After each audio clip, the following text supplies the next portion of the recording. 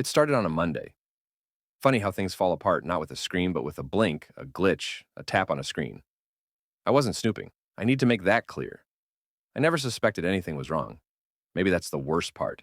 How blind I was. How content I had become in a routine I thought was real. It had rained that morning, and I was late getting out the door. Traffic was a nightmare, and I had a Zoom meeting I couldn't reschedule. So, I logged in from my car in the driveway, Wi-Fi barely holding, laptop perched on my steering wheel, camera off. That's when it happened. My phone buzzed. A notification from our smart home security app.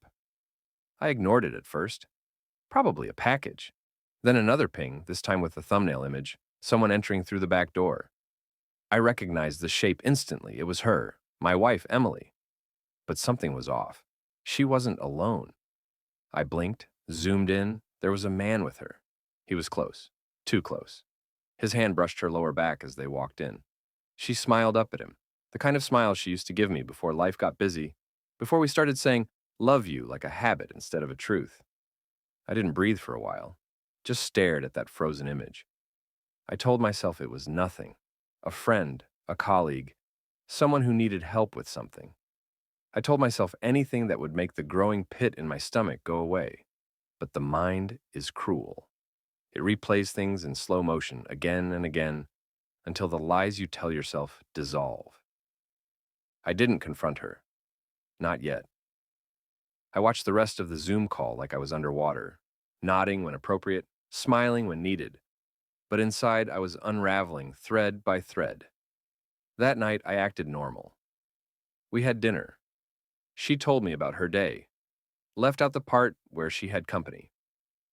I smiled, asked questions, kissed her on the forehead, and I set a silent alarm on the security app, one that would ping me whenever any backdoor activity happened again. It didn't take long. Thursday, 2:14 p.m. Another notification. Same door. I was at work this time, sitting in a meeting with two coworkers, discussing quarterly reports. I excused myself, phone in hand, stepped into the hallway. There she was again. Same man. They didn't kiss, nothing explicit. But there was an intimacy you couldn't fake. I watched the feed for 40 minutes. No sound, just grainy video. At one point, he took off his jacket and tossed it casually on our couch like he belonged there. That night, I told her I had to go out of town next week for work.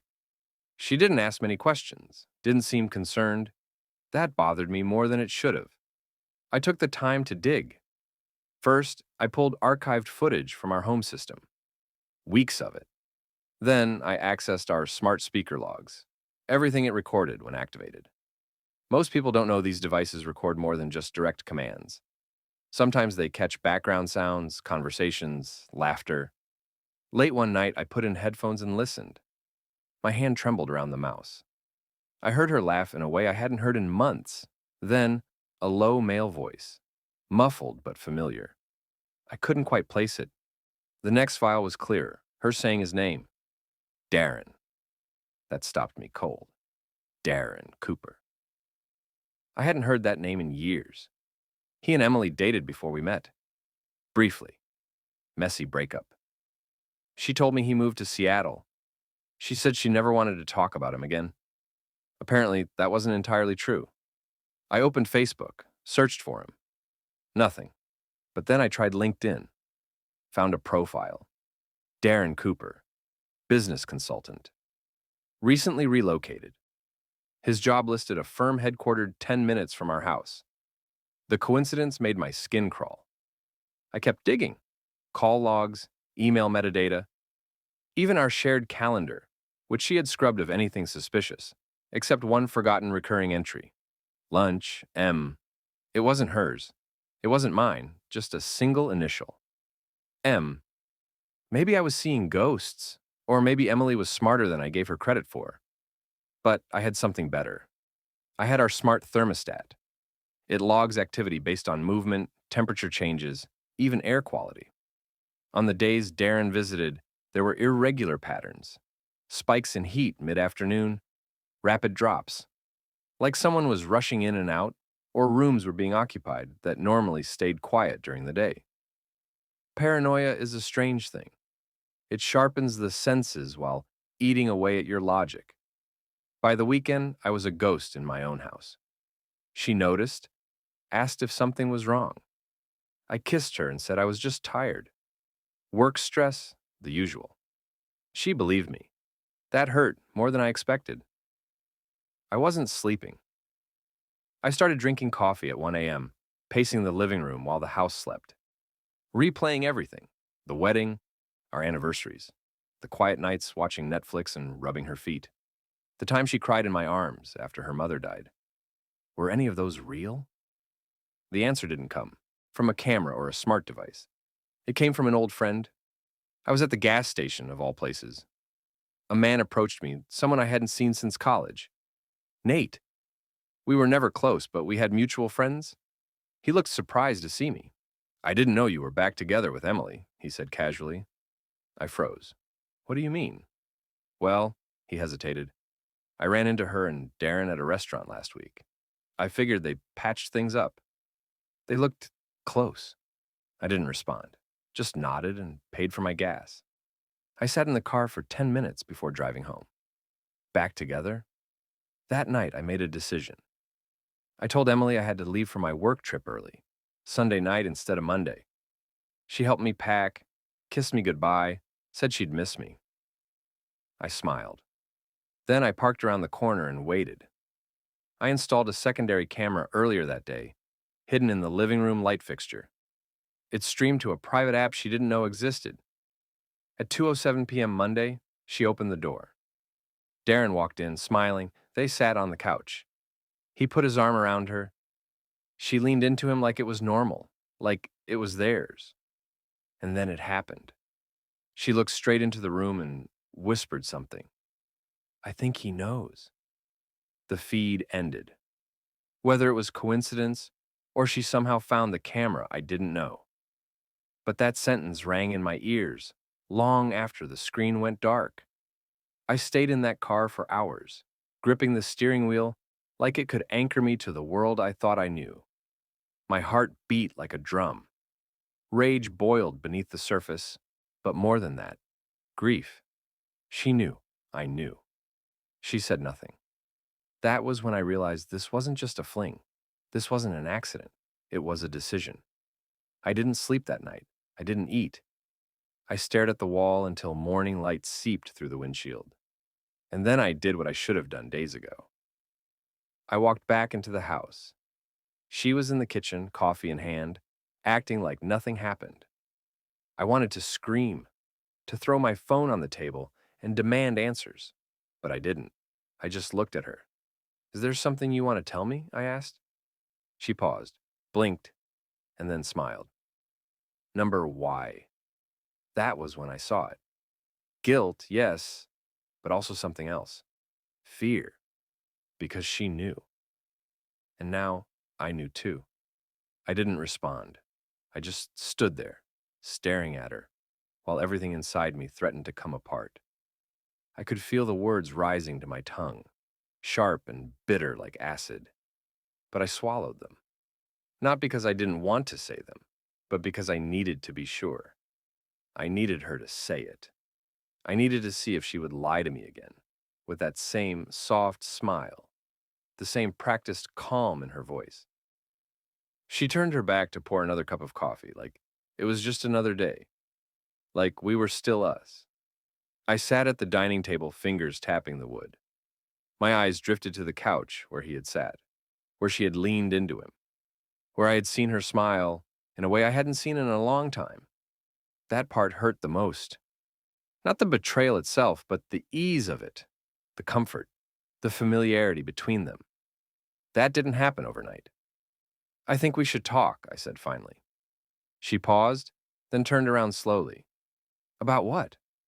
I almost laughed. About you and Darren. She didn't flinch. She didn't deny it either. Her face changed just slightly. Shoulders straightened, mouth tightened. What about him? She said quietly now. I studied her, waiting for something, remorse, panic, anything human.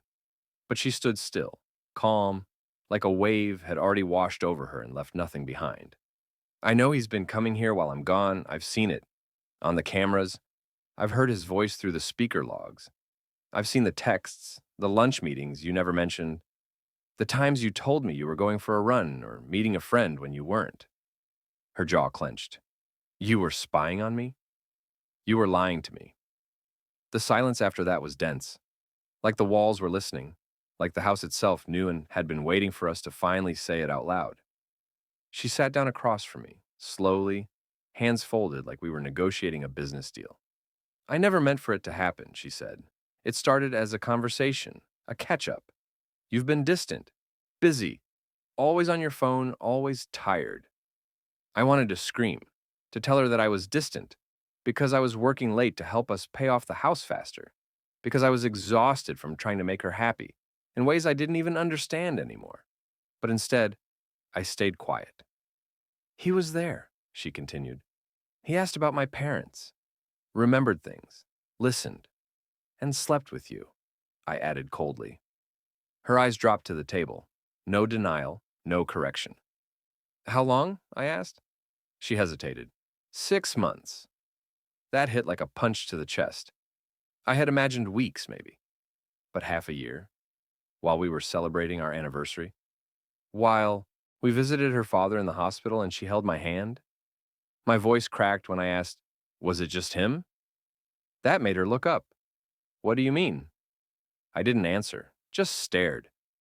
You think I've done this before? She asked. I didn't know. I genuinely didn't. Everything I thought I knew about her was shifting under my feet. Memories twisted. Old conversations sounded different in my head now. Every smile, every late return from work, every phone turned screen down felt suspicious in hindsight. You never even asked me how I was doing, she said after a moment. Not really. You stopped seeing me. You saw a routine, a wife, a shared schedule, but not me. I sat back, breathing hard. So this was revenge? For me being a bad husband? No, she said. It wasn't revenge. It was escape. That word clung to the air like smoke. I stood up and walked to the living room, looked out the window. The neighbor's kid was riding a bike in circles on the sidewalk. The mailman passed by, casually dropping envelopes into boxes like nothing in the world had changed. But mine had. I didn't know what to do next. Leave, scream, pack a bag, and vanish into a hotel somewhere until I could breathe again? Instead, I asked, what happens now? She didn't answer. The days after that were a blur. We moved around each other like strangers. No confrontation, no shouting matches. Just long silences and occasional logistical exchanges. Groceries, bills, schedules. The shell of a marriage, hollow and echoing. But I wasn't done digging. Something about Darren didn't sit right. One night, I went through an old photo album, one of the few physical ones we still kept. I was looking for a picture of the two of them, back from when they dated. Something to study, to compare to now. I found one tucked in the back of a page, Emily in her early 20s, smiling in front of a cabin. Her arm was around a guy I didn't recognize immediately. But it wasn't Darren, at least not the Darren I had seen recently. The man in the photo was thinner, rougher looking. I pulled up the LinkedIn profile I had found earlier and compared the faces. Similar, but not the same. Something didn't add up. I ran a quick reverse image search online. Nothing came up for Darren Cooper. But I did find a Darren Cooper with a criminal record from Oregon. Burglary, fraud, identity theft. It hit me like a freight train. What if the man in our house wasn't Darren at all? I pulled up the security footage again, zoomed in on his face. The resemblance was there, but it wasn't exact. My stomach dropped. I remembered Nate's comment. I didn't know you were back together with Emily. Back together? As if this man wasn't new. As if they'd been seen before. Familiar, public, casual. I called Nate. Hey, quick question, I said. When you saw Emily and Darren, are you sure it was him? There was a pause. Well, that's what she called him. Why? Did you recognize him from college? Not really, I didn't know him that well. Thought he looked different, to be honest. That was all I needed to hear. I didn't confront her yet. Not until I knew for sure. I called in a favor from a friend of mine, Josh, works in private IT security. Told him I needed to dig into someone discreetly. He owed me. 2 days later, he called. "Your guy's name isn't Darren Cooper," Josh said. "He's using a dead man's identity." My knees buckled. His real name is Matthew Ross. He's got a record a mile long. Mostly cons. Short stints in jail. Nothing violent but slippery. Uses aliases, changes states every few years. I hung up, heart racing. Emily wasn't just having an affair. She was being conned. Or maybe she was part of it. That was the twist I hadn't expected. Because as I pulled up the bank account we shared, I noticed something else. Small withdrawals. Regular ones. Not enough to be noticed immediately. But over the past year, they added up. Nearly $10,000, all transferred to an account I didn't recognize. I searched the name. The account belonged to someone named Rachel Lewis. I didn't know any Rachel Lewis, but a search brought up a public record. Emily's mother's maiden name? Lewis. Rachel was her middle name. It was her. She had created a second identity, and she'd been funneling money away for months. The pieces were falling into place now, but I didn't know the picture yet. Was she planning to leave me? Was she part of a long con with this man posing as Darren? Had our whole life been leading up to this? I felt like I was in the middle of a story I didn't know I was living. And it was far from over. Because just as I sat back, stunned and shaking, my phone buzzed. A text. From an unknown number, it read, "We need to talk. Before she finds out what you know." I stared at the message for a long time.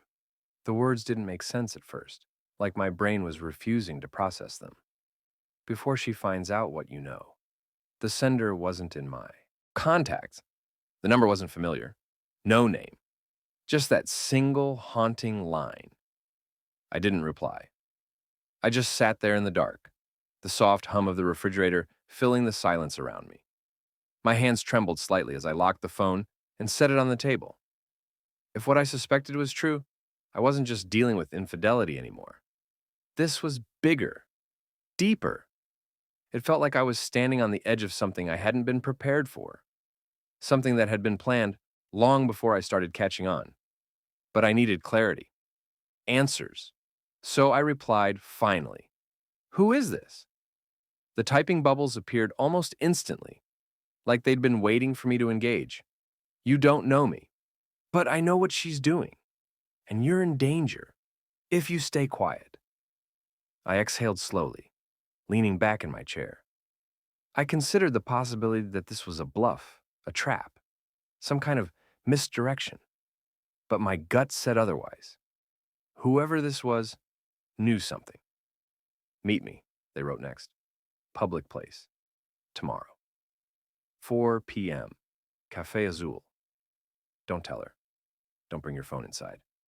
I hesitated, then I typed, "Why should I trust you?" The response came immediately. "Because I used to be you. And I waited too long to act." The next morning, I barely said a word to Emily. She seemed distant, almost preoccupied.